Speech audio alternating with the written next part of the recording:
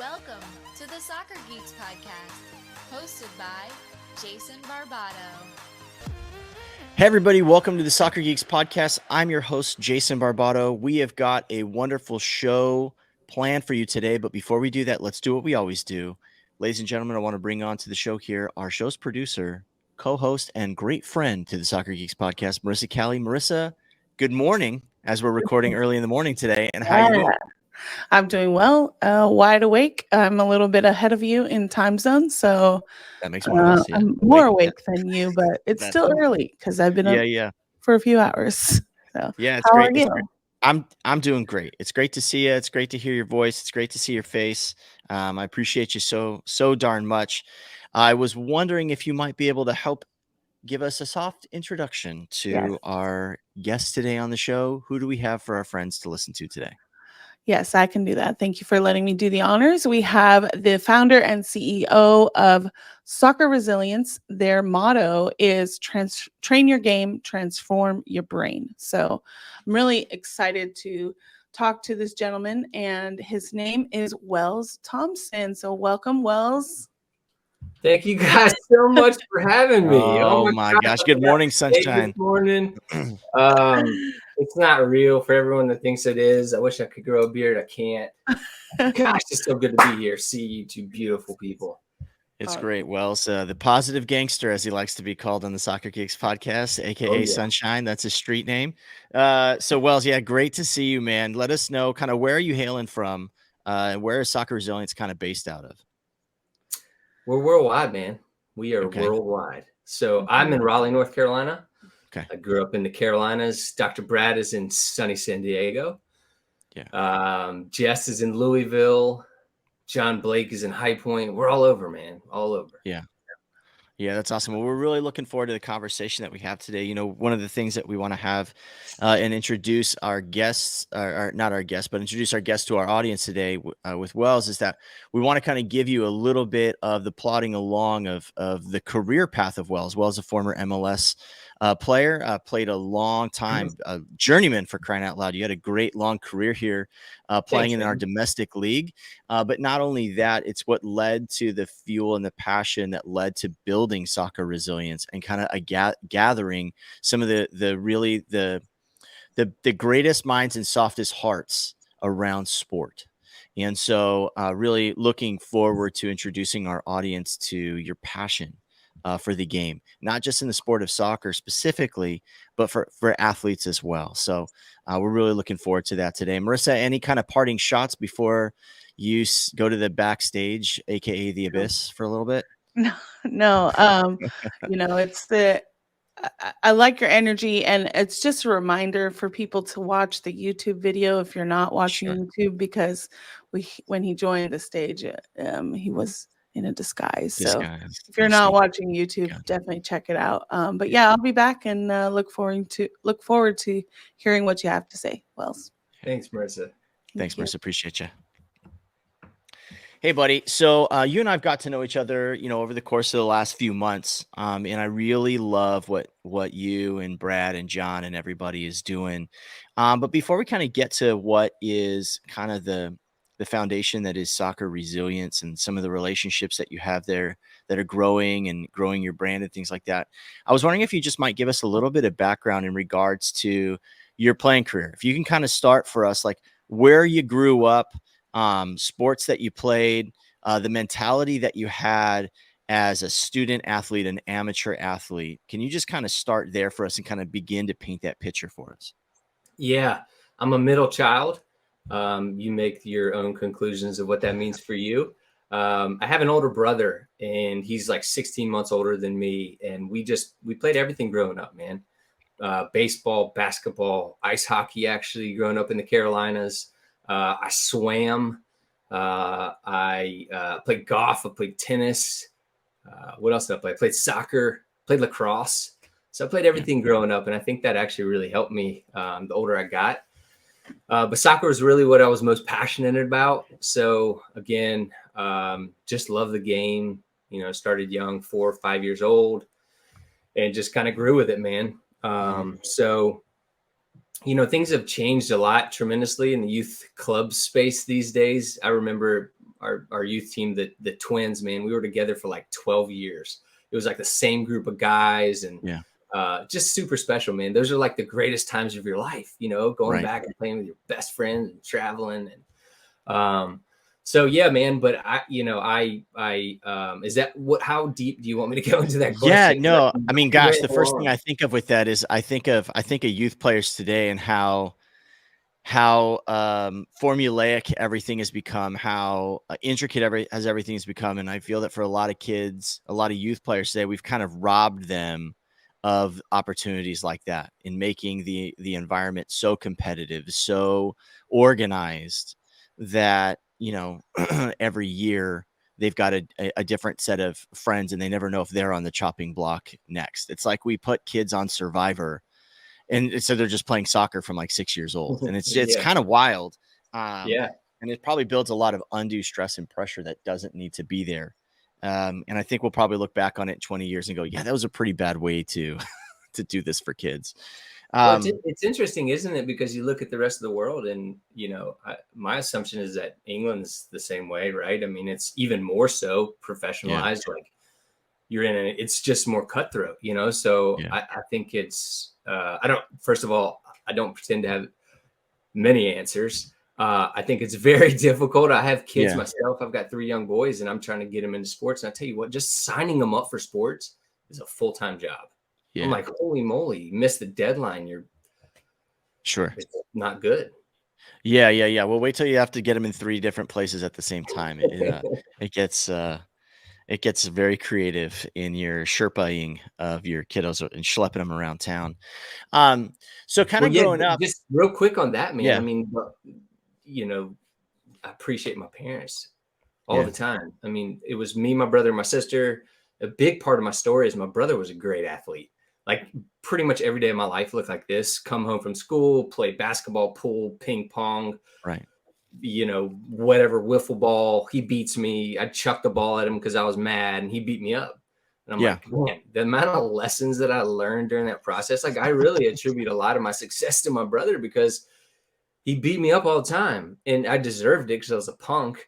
But it taught me resilience, man. It taught me how to get up. It taught me like, I don't know. I just think I had an advantage because I was the younger brother, And but anyway, back to my parents, like they're just the unsung heroes in all this. I mean, I can't imagine. I mean, I will be there hopefully one day because I hope my kids play, and I hope my life looks like that. But I just can't imagine. They trekked me everywhere. Me, my brother, and my sister.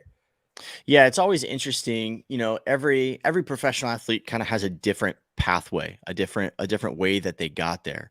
As you kind of look from maybe at the youth or like the amateur level of kind of what that pathway kind of started to look like as it started to shape. You said you had a very multi-sport or multi-athletic discipline, well-rounded athleticism, kind of coming into and falling most in love with soccer. How did that kind of start to take shape, and where did you kind of start seeing this as becoming like a viable opportunity, like where you're like, yeah, as far as pecking order goes, this is where I'm most successful, and I got to start putting more eggs in this basket. Like, what did that look like for you? Yeah, it's a good question. Hold on, I lost you one second. So I remember I told this story for the first time the other day, and my dad reminded me of it recently. But when I was 11 years old, we went down. Did you know I won the Charleston, South Carolina soccer tournament when I was 11? Did you know? No, that? but congratulations! I'm proud of you. You don't know that. I didn't see the trophy behind you, but yeah. But yeah. So and I scored our team's 11 of our team's 13 goals. And my dad says, and I don't really remember this, but we got home to Winston-Salem, North Carolina, where I grew up. I think my dad actually either took me out of school or he picked me up from school and took me out to get something to eat. And it was my dad said it was the first time he realized that there was something special in me. Like I had a gift for soccer, right? Okay.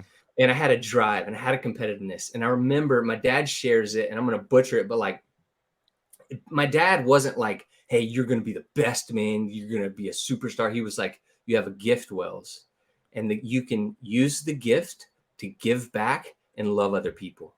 And so I just remember, like, I don't remember that, but like the messages that my parents instilled in me from a young kid were just I just know that that's impacted my life today. And I can't express just how thankful I am that I have great parents that love me like that. Like my parents never, my dad rarely yelled during games. Like he would sit away by himself. My parents never pressured me. They never made me feel like I had to compete to earn their approval. Like it was just so thankful about that. But what did the landscape look like? So I was obviously a talented player, but I tried out for years for ODP. So that was a big thing back in the day, right? ODP. Yeah. And I never made it. And I remember getting those letters in the mail and like crying, like Michael Jordan did when he got cut from high school. Sure. And but I kept trying out. And my dad says it's political, whatever it was. I just didn't make the team, and it sucked. But no doubt that those sucky moments and that those things taught me a lot, right? Yeah. I had older brother punching you in the face. Older brother named ODP. Yeah, it did, man. It had a choice, and I think we have more of a choice in most things in life than we probably realize. But I had a choice, and it was like, hey, man, quit. Don't even try out again, or keep trying out. And so I kept trying out for a couple of years, never even made it. So when I look at my youth career, it's a little bit of an underdog story. Winston-Salem Twins are a young club or smaller club. We're competing against the Raleighs and Charlottes, who are big clubs. And so, I've always had a chip on my shoulder, and I still do. Yeah. Yeah. I think what you said, I really hope that the parents and even the players that were listening to this podcast hear what you said as far as parent participation on the sideline. Because once we start getting into why I think soccer resilience is so vital, is that it doesn't only just talk to players, but you're also reaching out to deal with the sports mindset for parents, healthy boundaries. And that's not usually where we land as parents. We usually are very engaged. We applaud the effort. We want to see success. And when we don't, there's disappointment. Your kids feel that. My kids feel that. We have to talk through that and stuff like that. And I want to get there. But so as you are, I love what you had said, that like seeing and hearing no from ODP is not something that broke you or broke your belief in yourself, or at least your belief in the dream that like you've got more to give in the game. You want to be able to participate, and you're not going to take no for an answer. There's right ways and wrong ways to not take no for an answer. Some people, some players take no for an answer and they get angry, and it really causes their game to decline. Can you talk a little bit about in the next stage of your playing career, between you and the ball, you in the back of the net, where being told no actually helped propel you to do greater things? Yeah, for sure. I mean, I don't really know. Oftentimes I have a hard time finding the words or just being able to describe the experience like it really was. But man, I don't know what it was. From a young kid, I was driven to be to excel in sports. I remember waking up at like 5 a.m. with my dad to go running. I'd ask for like ab rollers for Christmas. No joke. I'd come home from middle school. I still have no joke. I still have the VHS. I wonder if I have it down here. But the 8-minute abs, I used to come home in middle school and do 8-minute abs in my basement, like every day. And I'm like, that's sweet. Who asked for an ab roller for Christmas when you're like 10? They're still at my parents' house, like an attic up there. Did it work? Did you have great abs? Was it was it the real deal? No. Okay. Did not have great abs. Did not. Okay. But yeah. So, I mean, the experience sucked. I don't think I was like consciously in the moment being like, I cried and it sucked. And it was a process to work through. And wait, you cried about the abs? What are we crying about? No, that too. But I was like really upset about not making ODP, and my parents loved me through it and helped me. I don't think it was like consciously like, I'm going to use this for my good. I think it was just like, it pissed me off. Sure. It made me mad. It made me work harder. And, you could see that chip on my shoulder anytime I played. And I think that's really what a lot of people, coaches, parents, scouts related to, was just my desire to win and my passion to play the game and to not take a play off and that sort of thing. So, the next stage of my career was not a great part of my career. I mean, I started experimenting with drugs and drinking from a very young age, 12 years old. So by the time I was 16 years old, it was actually, interesting enough, my mom will tell you that the straw that broke the camel's back was when I told her I wanted to quit playing soccer. So I wasn't living, but 16 years old, I was in high school, right? I wasn't living at home. I was living with my best friend in his grandma's 2-story apartment. I literally wanted to be known as like, I thought I was a gangster, man. I was a freaking, 4'5", bowl cut, wore a shroom necklace, listened to Tupac and Biggie. And I thought that's what life was about, like it was, I just wanted to be cool and I wanted to fit in. And there's a lot that's going on there. Sure. But my parents, they intervened and they got me shipped off to basically a school for troubled kids for a year and a half. So 16 to 18, I was in a lockdown facility in upstate New York.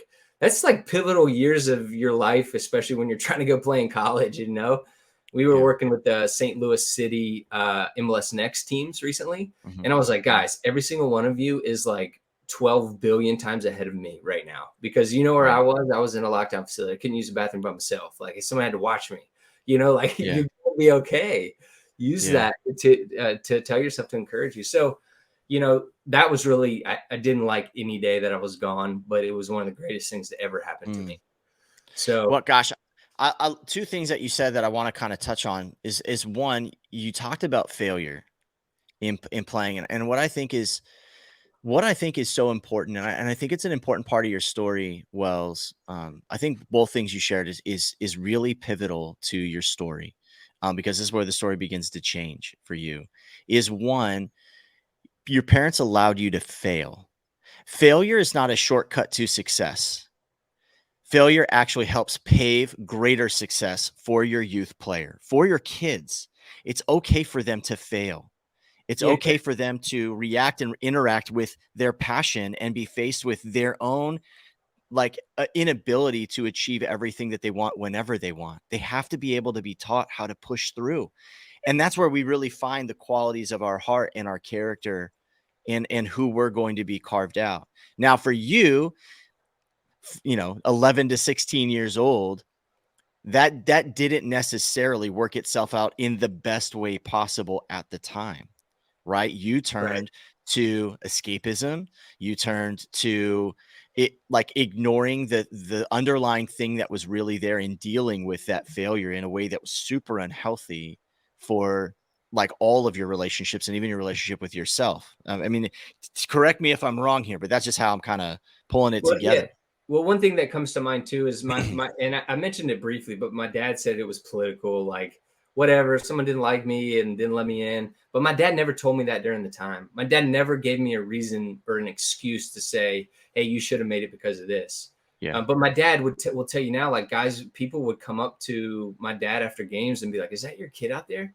Is he not on the state team? No, he never, he didn't not only not make it, like he didn't make it past the second round. And so I just feel like my parents never gave me an excuse. You know what I mean? Yeah. They were just like, you gotta deal with, which is very hard, man. It's really hard to do because our natural inclination and instinct to just want to save them, Yeah. And to make it happen for your kid, because that's what we're told being a good parent is like, well, if you don't go make success happen for your kids, then, I mean, gosh, do you even really love them?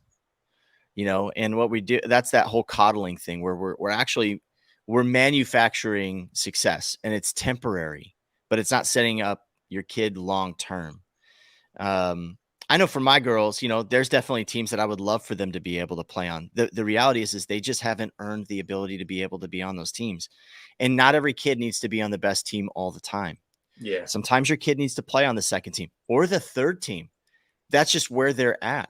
And that also is kind of where they need to be right now to grow and to get better. That's kind of where they're landing. And it might be the place that they always play.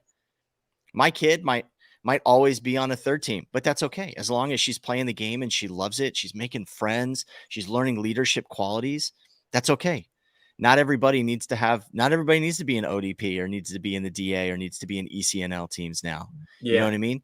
we just want, I mean, at the end of the day, as a parent, Wells, and you know this now, like thinking for your boys, right?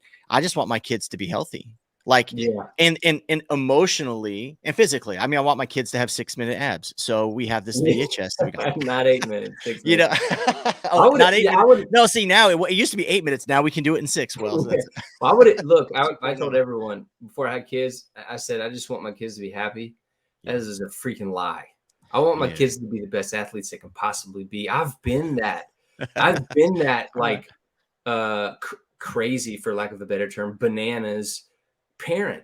That's like I flipped my lid and I've taken it out of my kid because I didn't know what I didn't know, and I didn't know how important my kids being athletic was for me and my identity and all that stuff. Like when I look at my life, soccer gave me everything. It really did. I mean, I was an idiot growing up, but people still liked me because I was good at soccer. Like it took me places. Like, you know, if I stuck to soccer, there's no telling where I would have been in my life. But anyway, looking back on my life, like I've literally, this sums it up for me, Jason. I've done everything to screw up my life, and Jesus has brought me through all of it. Like literally, you can't be like, hey, Wells, how did you become a pro? Like, man, I have no freaking clue other than to explain it as like, God did it. Like I did everything in my power. Just screw sabotage. And it just kept coming through, you know. And what's really cool about this, I'm glad we got to this at the very beginning of the podcast, because I usually forget about it because we go into, Wells, what did you do? What is your story?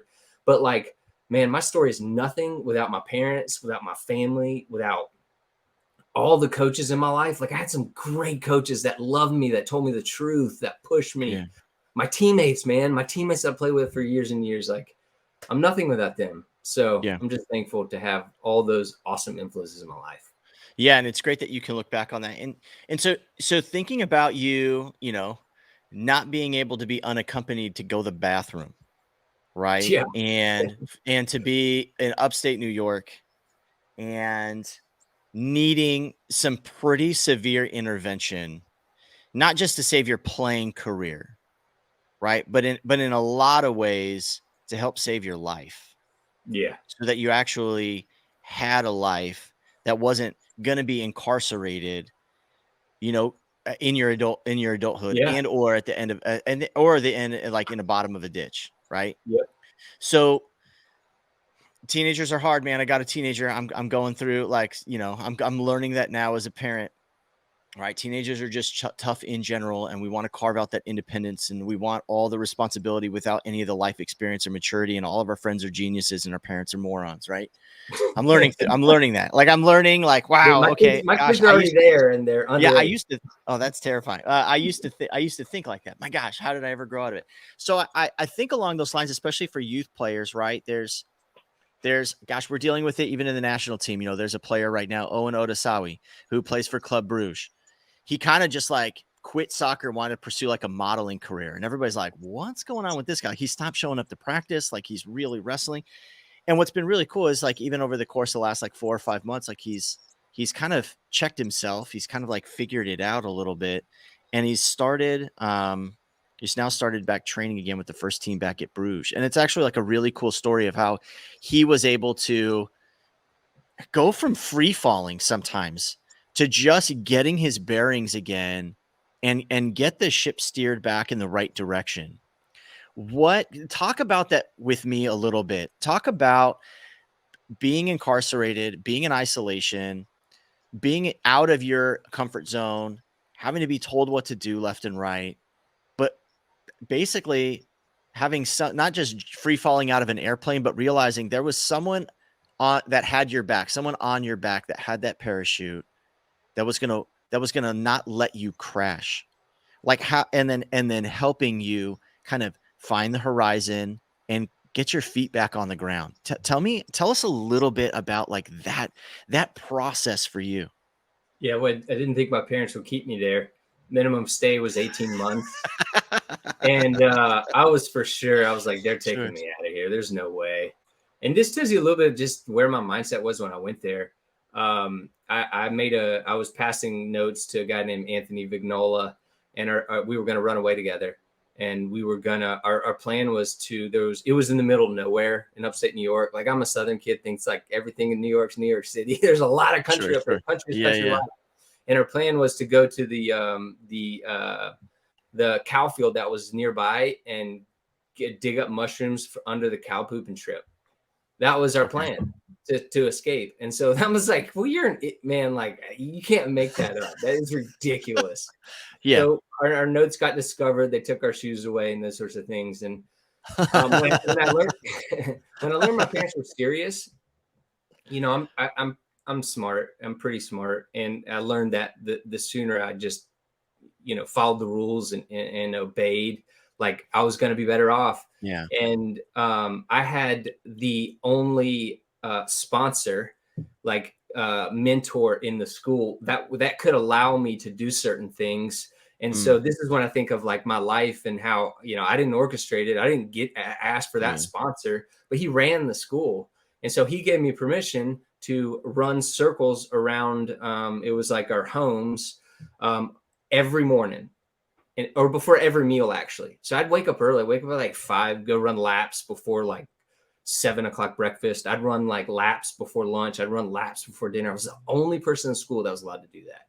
And I did it all the time. So I don't know, man. I just remember like that school is the greatest thing that ever happened to me. If I didn't go to that school, I would have been in a ditch somewhere. I'm thankful my parents had the resources because a school is expensive, right? Like, I'm just so blessed. And that's what I'm trying to do today. I mean, I believe that we go through things not just for ourselves, but for other people. And so, you know, it's not just my playing career that which is why I'm so passionate about soccer today. It's my life, man. Yeah.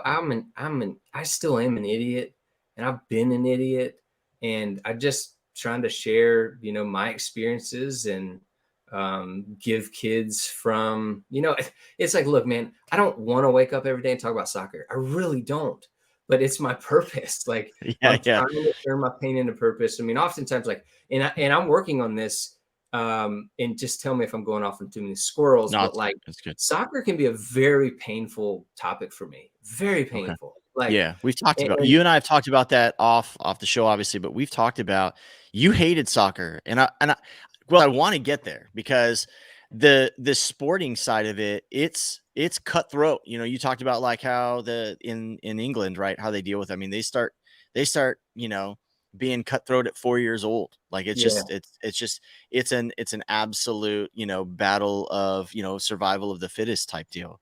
But before we get to falling out of love with soccer, you found your way back into the sport, you know, running laps around your, you know, juvenile penitentiary facility, if you will, or your re-education, your reacclimation into being a functioning member of society. And you started playing again. How did you start playing soccer again? Yeah. Going from, I haven't touched a soccer ball in 18 months plus, to, hey man, can I try out for your team? Like where did you go? What did you do? How did that happen? So believe it or not, the facility I was at did have a team. So we did play a little bit, as long as you behaved and, you know, we're on good terms with the school. Did you have shoes when you got to play, or? Yeah. Okay. Yeah. So I teach you to be fast. Yeah.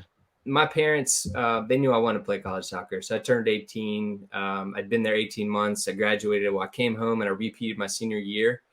And so, I came home and actually ended up shattering my collarbone in 7 places, in a tournament down here in Raleigh, actually NCFC. Jeez, a miracle. By the grace of God, I was supposed to have like reconstructive surgery. Didn't have to have surgery, which like expedited my recovery like 6 months.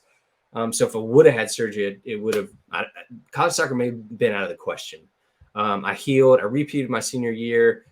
We had a tournament, and I was playing in a club, local club, Winston Club. We had a tournament in Tampa, you know, the Tampa Bay Sun Bowl. It's like, I don't know if it's still a big tournament. It was a massive tournament then.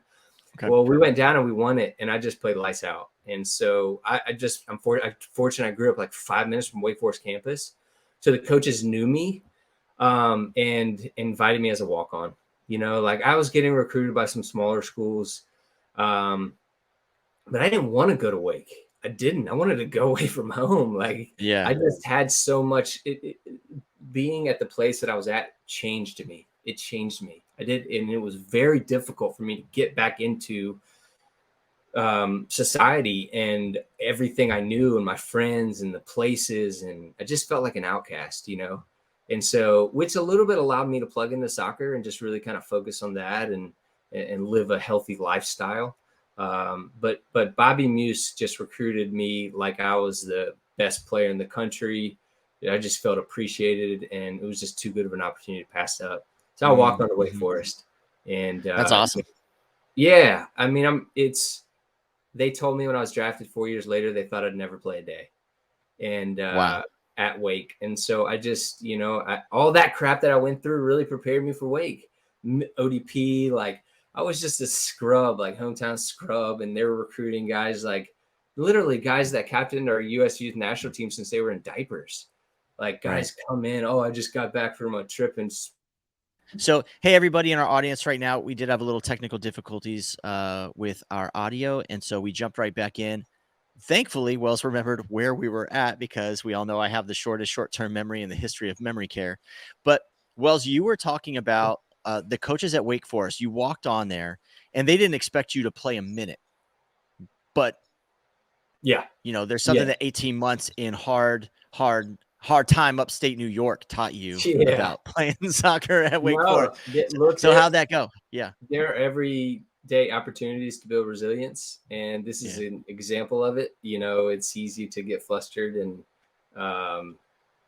but we're building resilience, man. We're going to move on and make the best of what we got. I was competing against guys that captain our U.S. youth national team since they were in diapers. I never made ODP. So, the odds were stacked against me. Yeah. And, I worked really hard. I learned pretty quickly that the easiest way to separate yourself from someone is just to be fitter than they are.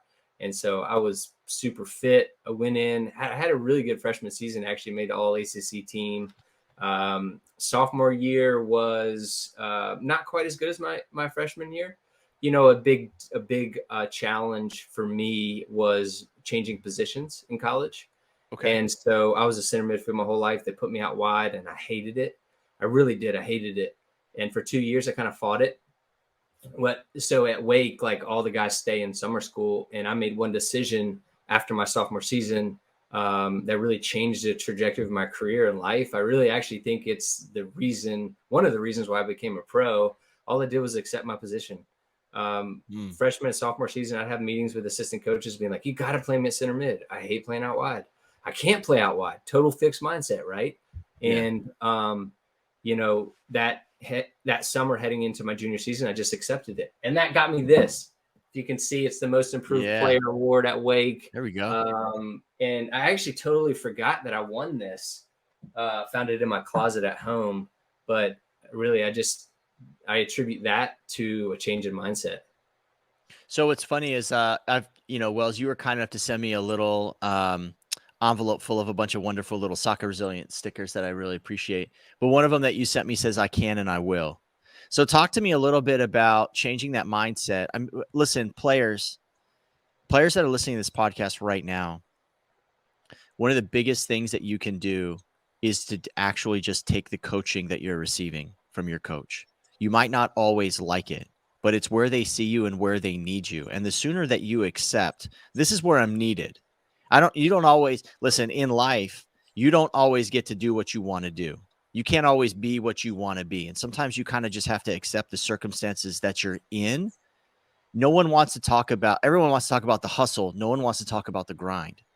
And sometimes you just have to grind it out. And part of grinding it out is accepting where you're at sometimes and realizing it's just for a season. It's not for forever.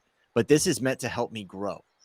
It's not meant to actually stifle me. This is where I can flourish if I just embrace it. So this little sticker says, I can and I will. Well, that's so profound.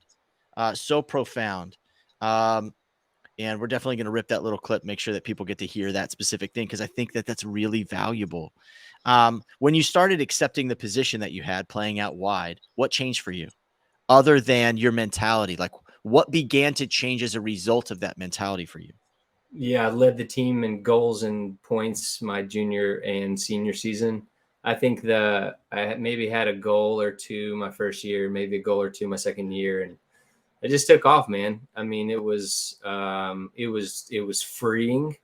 Like and mindset is everything. It really is. Yeah. Like that was just a simple shift that I made, and I was able to excel. Right, my career took off.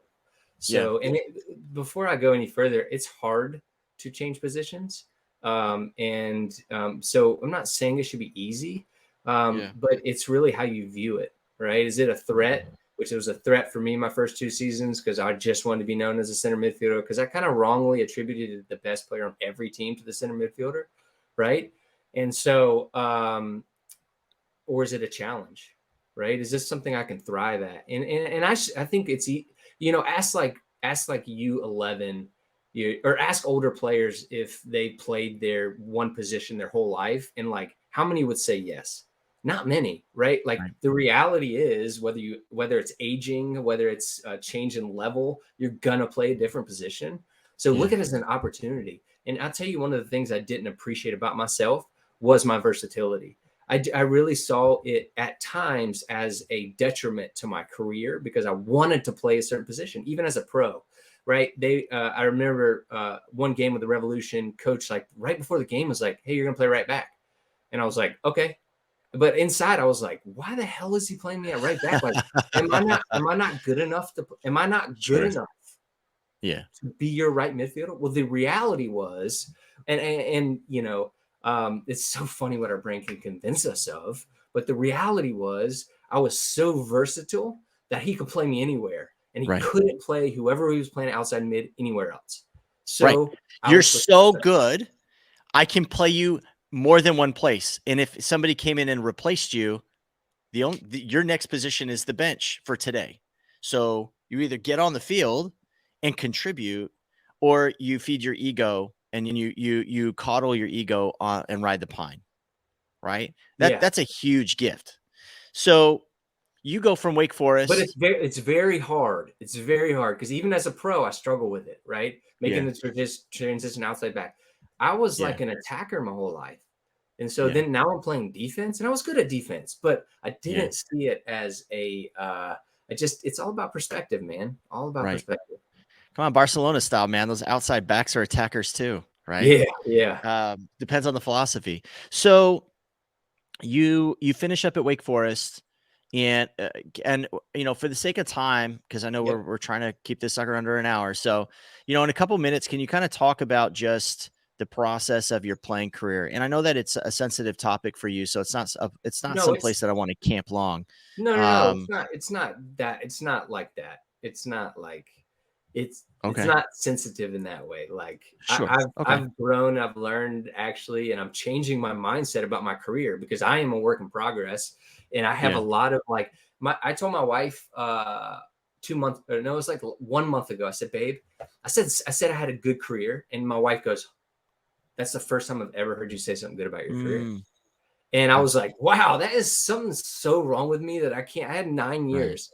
And a buddy of mine recently asked me on another podcast, Wells, if I would have come to you in college and said, "Hey, you're going to have a 9-year career. You're going to win the MLS Cup, US Open Cup, Superliga title, and play for 9 years. Would you take it?" I said, "Hell yeah, all day, every day." That changed my life because really I was like, there's no way I should be like, man, I had a bad career. Like it's funny. You get to that, like, man, one day I'm living my dream and it's not enough. And you're always chasing something. You're always chasing something. So I'll talk about it all day, every day. Yeah. Okay, cool. No, it's good. I liked it. I loved to hear you say that. Like, I love to hear that work that you've done, even in the short time that I've known you, of reflection, of just like, wow. Like, if somebody would have told you when you were in upstate New York, "Hey, listen, this is what your career is going to look like." You wouldn't believe that. You wouldn't have believed that. Be like, "Yeah, get me out of here." But then there it was, and you were being prepared that whole time for that career, and even your career has also been preparing you for your post-career work that you've done as well. Yeah, and that's a little bit kind of where I'd love to kind of pick up a few precious stones as we kind of get into the conversation about soccer resilience. But if you were to glean kind of some of those real deep, real valuable nuggets that your playing career taught you, the good and the bad, what would you say was and are like the most valuable jewels and tools, right, that your playing career had taught you? Yeah. The first thing that comes to mind is happiness is not on the other side of success. So being drafted doesn't make you happy. Winning MLS Cup doesn't make you happy. You have to find happiness on this side of success, right? It's a choice kind of we make. I just remember, winning. So I won the U.S. Open Cup my rookie season. I scored the game-winning goal to give the Revs their first ever trophy. And I remember in my hotel room, I was talking to Adam Chrisman, and I was like, man, this is it. I thought I could die and go to heaven, and that my expectations just were so greater than reality. And so it's just that, I don't believe that we find our worth, our happiness, our joy, or anything in accomplishments. Yeah, they're great, and you should chase them and go after them and be the best that you absolutely can possibly be, but it will not satisfy you. Right. So that's one thing that comes to mind. Glory is temporary. Yeah. Yeah. Yeah. Yeah.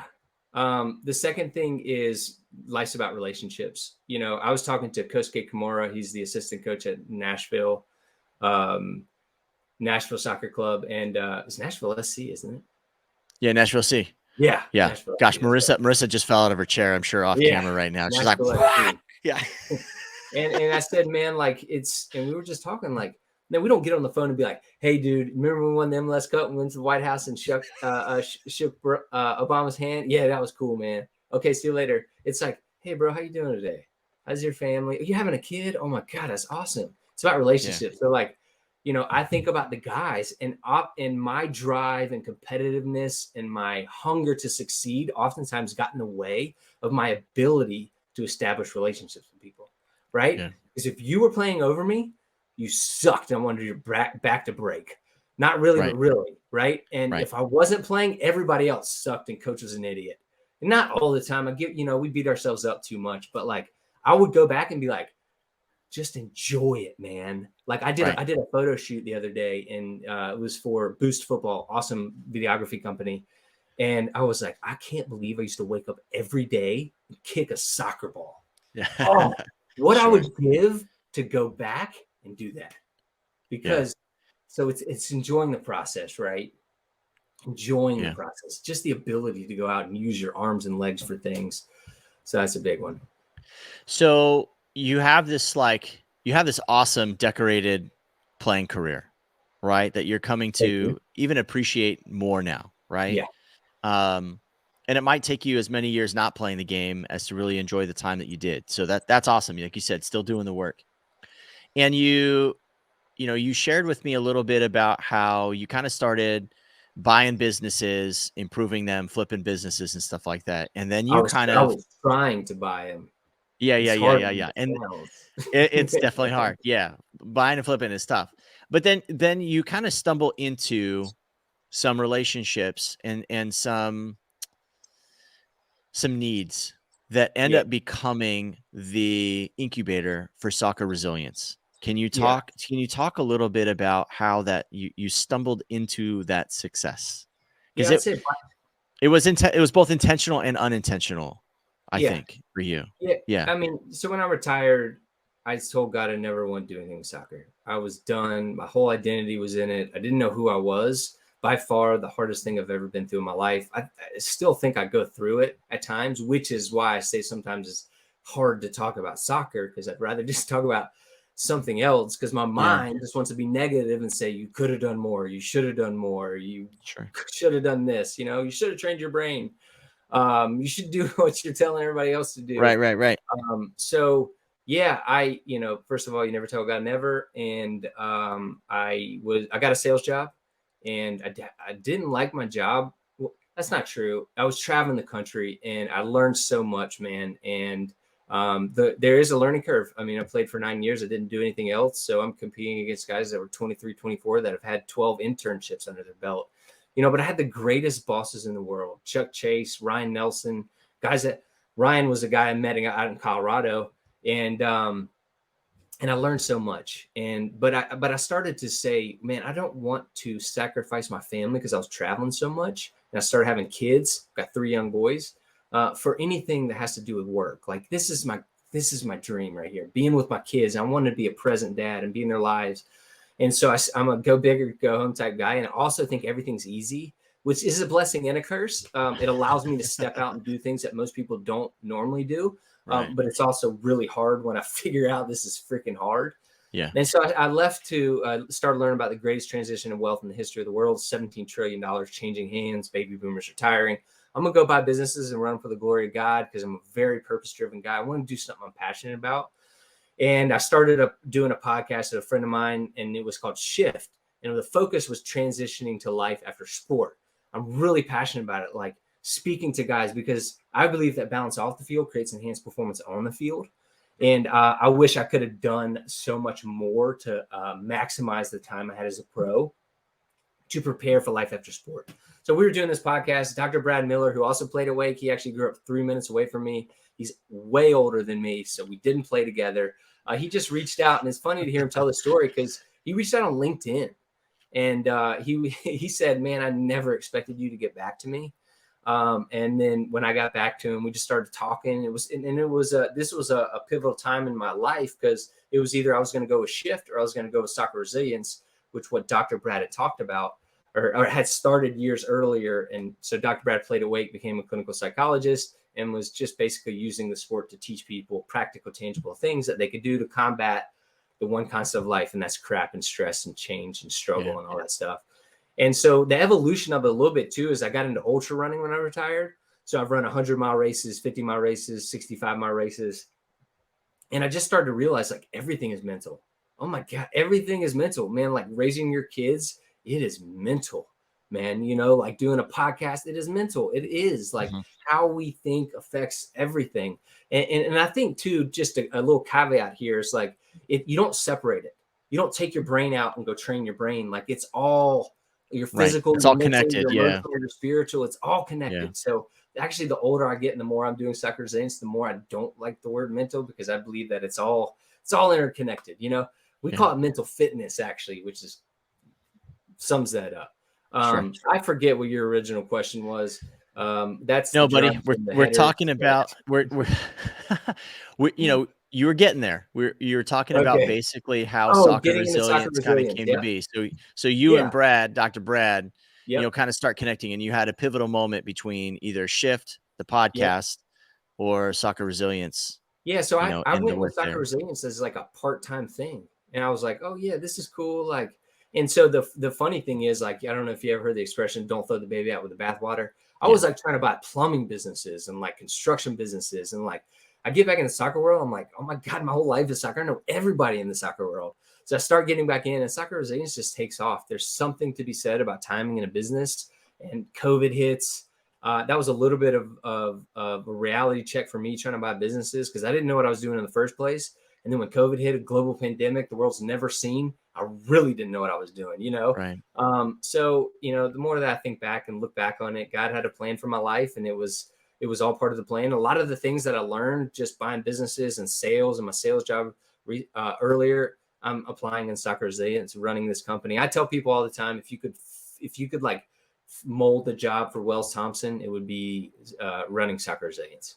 Well, and I think that that's something that's really encouraging because it's not like you were, you know, moonlighting since you were a kid going, this is what I'm really passionate about, and this is where I'm going to be really successful, and this is my lane, right? And I think what a lot of people need to also hear is sometimes it just takes time for your passion to actually gain traction. And it seems that it was just a different path for you to eventually be in the place where you are today, where you're really embracing all of your experience, your successes and your failures, right? Yeah. Because those were ordained too, right? And seeing that like you couldn't be the Wells Thompson you are today had you not walked through and endured everything that you have been. That you are not just a culmination of your failures, but you're also a culmination of your successes. And every step forward and every step back. Like you can't be who you are today without everything that you've gone through. Yeah. And that has to be what propels you to be more today than you were yesterday in a really healthy, positive way. Yeah.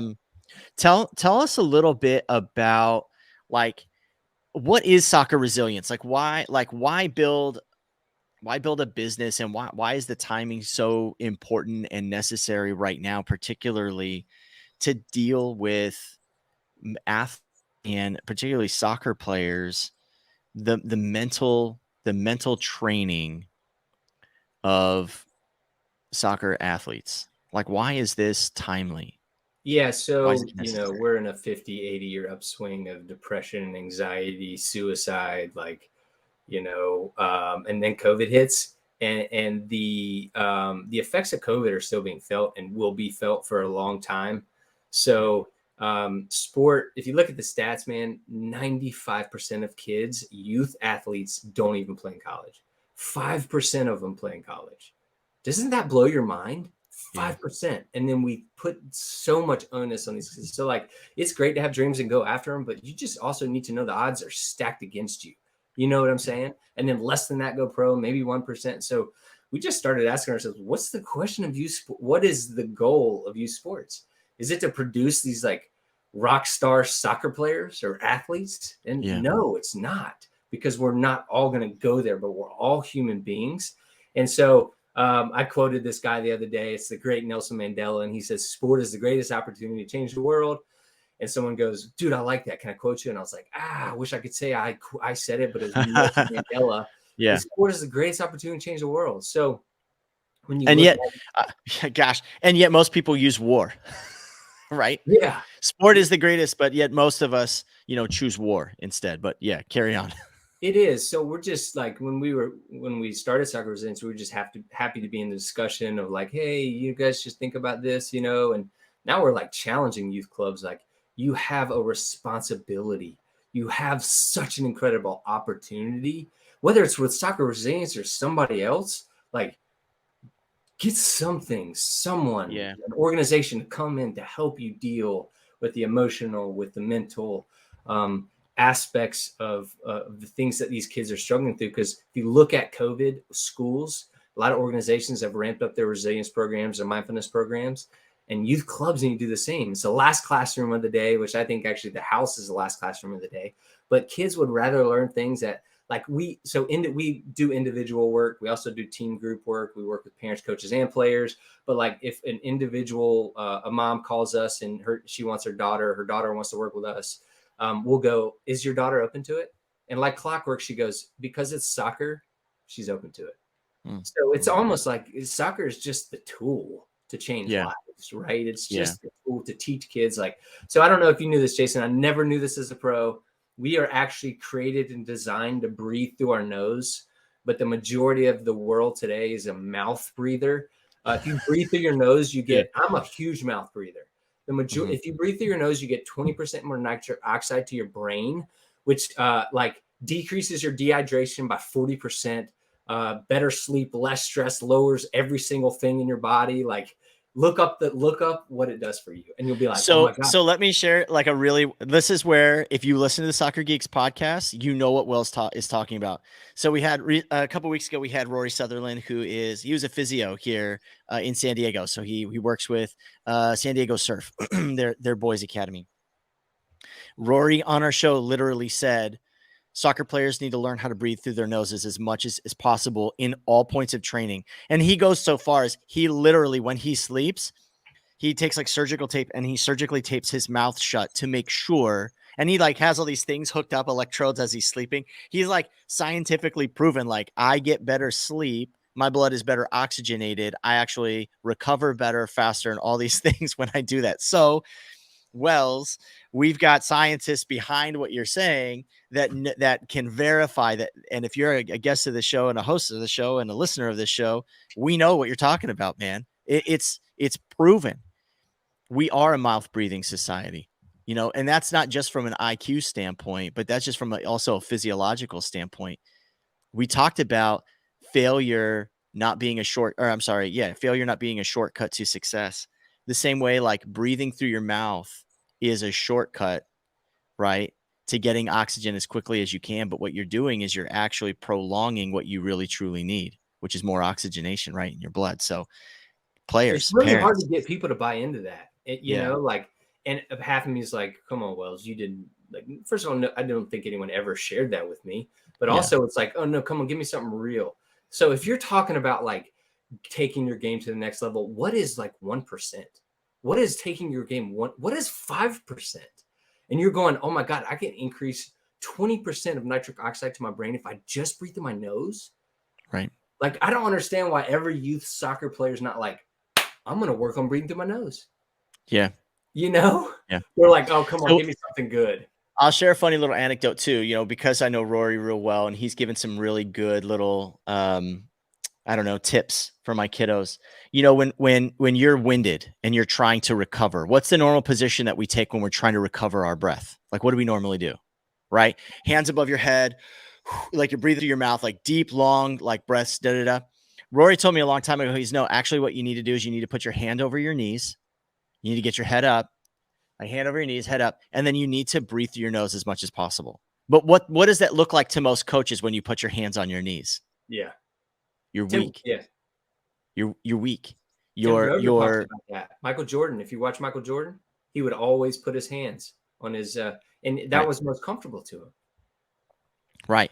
Well, we know scientifically that you actually can recover way faster your breath, your heart, control your heart rate so that you can get back to being able to perform at 100% again. You can recover faster. So if you're doing wind sprints out there, if you're doing the beep test, if coaches got you going out there and it's a hot, humid day like it is in the summer wherever you guys are at, just know that that's the best way for you to recover so that you can go back to performing at a higher level than your teammates. Let them all put their hands over their head and suck wind through their mouth, be a bunch of mouth breathers.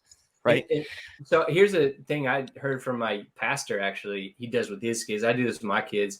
It's also the fastest way to get back to your thinking brain. So our emotions get heightened. We flip our lid, which is what Dr. Brad calls. So you're not thinking straight. That's why I got a lot of red cards and yellow cards. So if you breathe and focus on breathing, you can get back to the place where you can make a good decision. So I tell my kids often when they're freaking out about something, smell the brownies, blow out the candles, right? And when you breathe in through your nostrils, you want to push your belly out. And when you blow out the candles, you want to suck your belly in. And so my kids, I hear them, it's funny. I hear them like teaching each other. Like my youngest will be flipping out and Declan will be like, hey, smell the brownies and blow out the candles. I'm like, yeah, he's doing it. I tend to think that growing up in your family, though, Wells, if you would have told your older brother to smell the brownies, he'd have punched you right in the gut. Yeah. Fair enough. Just if you start smelling toast, call a doctor because you could be having a stroke. So, but you seriously, you can apply this to you're in the car and somebody almost hits you, road rage, right? Breathe through your nose. Breathe, right? Yeah. So much of us, because we're stressed, we don't breathe fully. We breathe through our mouth and we have short breaths. So deep belly breathing is it's one of the greatest tools that can change your life if you practice it. You've had some great former players, current players, and people now that are starting to not latch onto, but starting to partner with what you're building at Soccer Resilience. And I really want to encourage our audience, Marissa later will kind of give you guys the details of how to connect with Wells and with Dr. Brad and what they're building there. And without getting into I don't want to look at big names as being a means to show validity to what you're doing. But as you're building something, when you start having big names and well-known household names in the community of soccer start getting attached to what you're building, it shows some value that what you're doing and what you're building, people are acknowledging and responding to and want to be associated with. Can you kind of talk a little bit about, as you guys are building what you're building at Soccer Resilience, as more doors are being opened for you to share this passion that you have with organizations and parents and players to have that responsibility to mentally train, like they're encouraging their players and student athletes to physically train. Talk a little bit about some of the doors that are being opened, some of the opportunities that are there that kind of show that Soccer Resilience is a growing movement in the game of what we're building here domestically. Can you share a little bit about that? Yeah, so we have what we call, and I think you're alluding about, our ambassadors. And it just grew organically. It all started with the captain of the U.S. men's national team, Walker Zimmerman. And Walker, just what I say about our ambassadors is they just believe in our mission and vision, right? Just using the sport to change the world.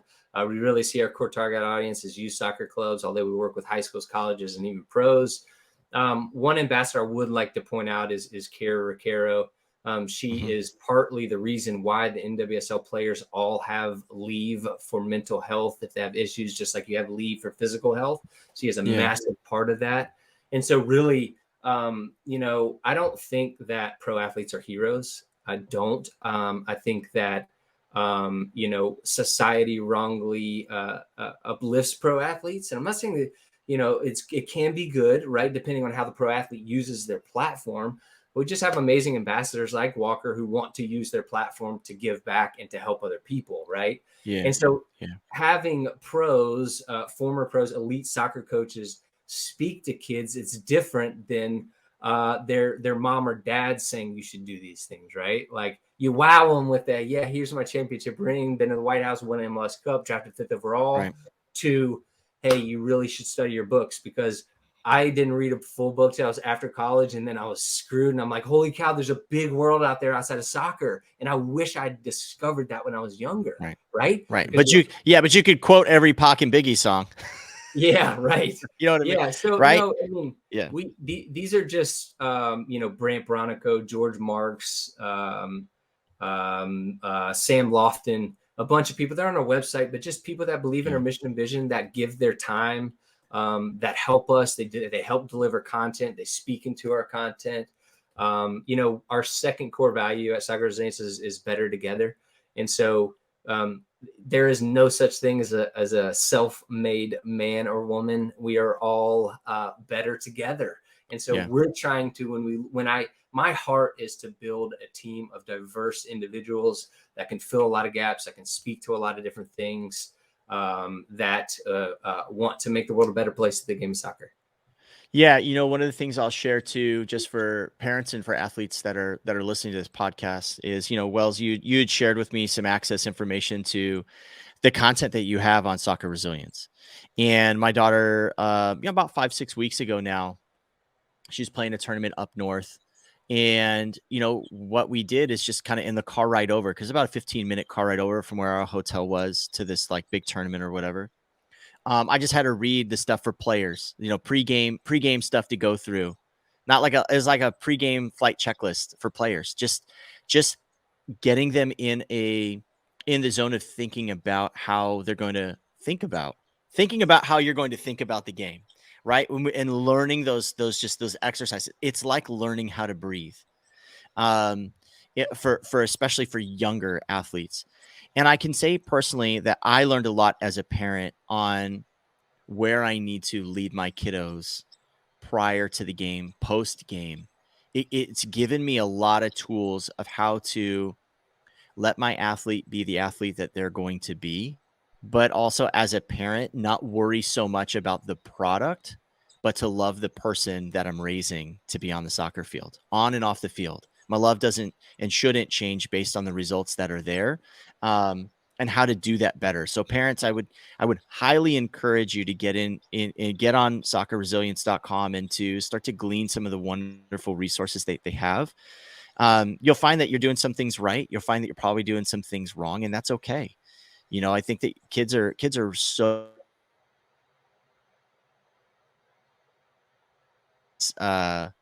inviting their parents into participating in what they're doing. They want so bad for their parents to believe and hope in them.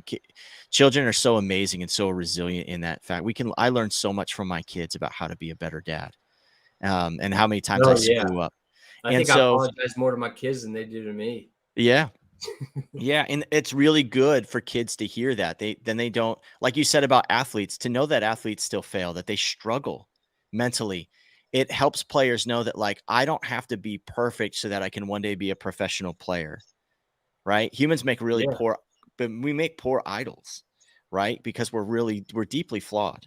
And but that's not all of who we are. Right. But I just want to encourage the athletes and the parents and the coaches and anybody involved in the game of soccer out there to really glean from the resources that Soccer Resilience is putting out. Because you're going to start to see that there's some really good tools that are there. And it's not just bumper sticker, little things, but these are little pebbles that start to ping around in our brains, like a grain of sand, oyster that eventually become pearls. That really are helpful. I want to kind of wrap things up, Wells, and I want to really kind of just land the plane here. But if you had a couple things that you are talking now directly to our audience and being able to kind of share your heart, if people were to hear your 30-second like the culmination of all your experience and all of your passion and all your care. If you were able to talk just directly to the athlete, to the parent that are out there, what would you kind of say to them that you Yeah. really want them to take away from today's conversation? Yeah, I would ask you a question. I would say, I would ask you, what percentage do you think the mind plays in your sport and in life in general? Right? I mean, when we get on these calls, raise your hand if you'd like to be told what to do. Me neither. I don't want to be told what to do. I want to figure it out for myself. And so we want kids, parents, coaches to challenge us, to push back. But the majority of people, World Cup champions, right? Like moms and dads, little kids, the 98% of people say it's 70% or higher. So if you're telling me 70% of sport and life is mental, then surely you're doing something to address your belief, right? Yeah. And again, it's, I think the world is coming around to that, or people are starting to say, hey, yeah, you're right. There are certain practical, tangible things that we can do. And part of what we're trying to do is just dispel the belief that you go in a dark room for 2 hours, close your eyes, think about nothing, and that's how you train your brain, right? It's like brushing your teeth. Yeah. Like you want to incorporate it into your daily life, 2-3 minutes here and there. So really, and the thing that's really hard about it, it's not prescriptive. It's not like, hey, go run suicides for 100 days straight and you're going to be fit, right? Yeah. It's some people like affirmations right here. My kids love them. Some people don't. Doesn't work for them, right? So it's find what works for you, but try things. The other thing that I would tell everyone is our first core value at Soccer Resilience is you're more than an athlete. You're more than a coach. You're more than a parent. You're more than how many times you screw up. You're more than your record. And at the end of the day, it's bigger than the game. We are bigger than the game. We're creating and we're trying to create and give kids, young kids, impressionable kids, tools and strategies to combat the crap and challenge and struggle that they're going to face already and later on in life, because I believe the older you get, the harder life gets. Yeah. Resilience training begins before the challenges and before the failure and before the frustrations. That's what actually makes you resilient. Failure just brings those opportunities for you to push through, right? Wells, on our show, we always have one final question, and I'll ask it to you now. You've got a wand, you've got a wave of your hand, you've got the lamp that you get to rub. You get one wish for soccer in America. You get one sweeping congressional act to change something in our country in regards to the game of soccer. And it has immediate and sweeping and intended effect. For you personally, what would you change and what effect would that have on the game in our country? But I think the best way to say this is that everyone would have access to play. There's a lot of people that are priced out right now. There's a lot of people that just don't have the means. They don't have a car. They can't get to them for a practice. So it's the poorest person to the richest person in the world. They have the same opportunity to play soccer on a club, on a team, to be seen, to be scouted. And what does that do for the country? Everything, man. It changes everything, right? In every other country, maybe most of every other country, it's a bottom-up sport. And here we're top down. You got to pay for everything. And so if I could have a wand, everyone would have access. Access. I love it. I love it. That tends to be a common theme here. It's not just that pro rel is the number one way to change things, but back to your quote about Nelson Mandela, sport brings people together. Mm-hmm. And in a country that is so divided currently, and people live on, all we hear is the 5% on either end that are the loudest voices everywhere. There's a lot of people who are not on the fringe. There's so much more that should be bringing us together than dividing us. Soccer's a wonderful way. And gosh, the World Cup can't get here soon enough, right? Soccer is a wonderful way to bring a community together. Yeah. And it really can help fight tribalism, especially in our country and the volatile way that we're being divided today. So, yeah, if I had another one, and kick the ball around with the kids in your neighborhood. Social media, I'd get rid of all social media. If I had another thing of the wand, get rid of all social media. I just thinking about this past week, freaking don't tweet about it. Don't Instagram about it. Just have a conversation about it. If you care about it, have a conversation about it. Yeah. Just social media is good and it can be good, but it's freaking killing kids, and I just can't stand it sometimes. It is. Yeah. If you're a youth player out there, man, get off it. Be aware. Don't build your brand. Get off it. Listen to us two old guys. Like, listen. Back in my day, we didn't have these things, right? But this is also a little bit of wisdom going. Like, gosh, we can see this from a 30,000-foot view, and it's a little bit of frog in a pot. Like, yeah, I get it. Let's get Marissa back in here. Marissa, oh man, you were ready with the trigger. I love it. How you doing? Good I was waiting for you to say something. Yeah, you're like, let's go, get me. You're chomping at the bit, waiting at the gates. Tag, you're in.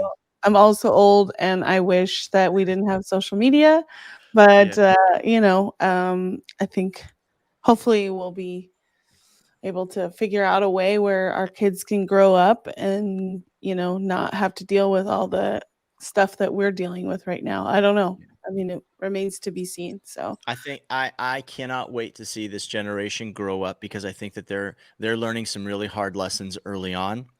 We want to talk about resilience. I think that the Zoomers, like the Gen Z and these kids right now, have had to endure so much in their young lives. I'm very excited to see what this generation of young people, where they land and what they're able to produce in the world because of how much they've had to endure from such a young age. And I want to believe in the best in the youth today, right? I want to believe the best, because I think that it's so easy for us to just think of all the ways that this can go wrong. This could be the generation that actually surprises us. And I want to start again, like you said, Wells, I want to start speaking that out there, that I think people need to hear that there's adults, and there's people hitting that midlife crisis lane like myself, like that believe that the world isn't going to hell in a handbasket, but that we're actually going to be able to have some kids that could really change things in a positive sense. So the Soccer Geeks podcast believes in you guys. Marissa, highlights from the conversation today that you want to kind of highlight here for us? Yeah, I mean, I'm going to go all the way back towards the beginning where, Wells, you were talking about how your parents were telling you that you had a gift, and your gift is to give back and love other people. So I think, every time I get to talk about soccer with people, new fans, leading up to the World Cup, super excited about that, because I know there's a lot of people that are not into it the way all three of us are into it. And so these are just opportunities, for conversations, like you said, Wells, have those conversations, be present for the, to talk about soccer, about how that changed, or how that could change. Like some people, for example, for me, I'm able to travel and go to all these places and form friendships and I didn't play, but like I play in my mind with, watching the games and stuff like that. So, that's what I tell people, Marissa, the greatest thing soccer ever gave me. I'm sorry to interrupt you, but it's seeing the world and traveling. Yeah. Yeah.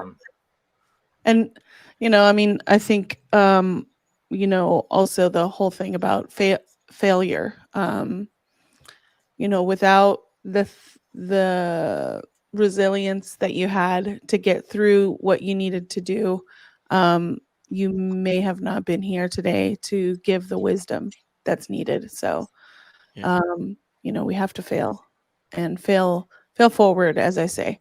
I mean, this applies in so many different ways, and I've heard a lot, but it's good to get those reminders. So, yeah. Well, if our audience wanted to connect with you, what's the best way for everybody to find you, to connect with you?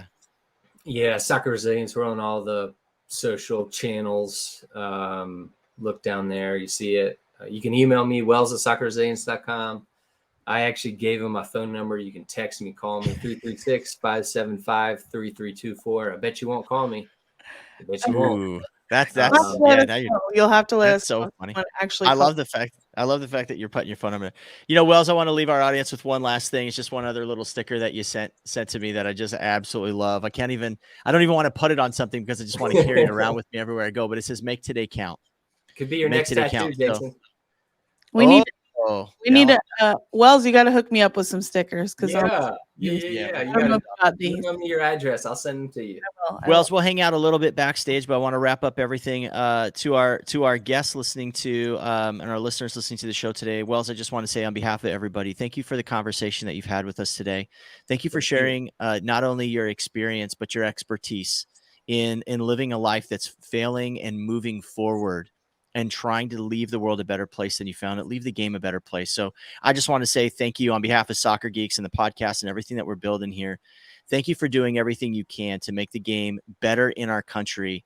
And I want you to know that you're improving more than one soccer player's life in this country. And every player that's out there that listens and engages with what you're doing is worth what you guys are building. So thanks so much for what you're doing. Thanks for being on the show. And we can't wait to have you back in the future. So thanks again. Loved it. Honor, pleasure.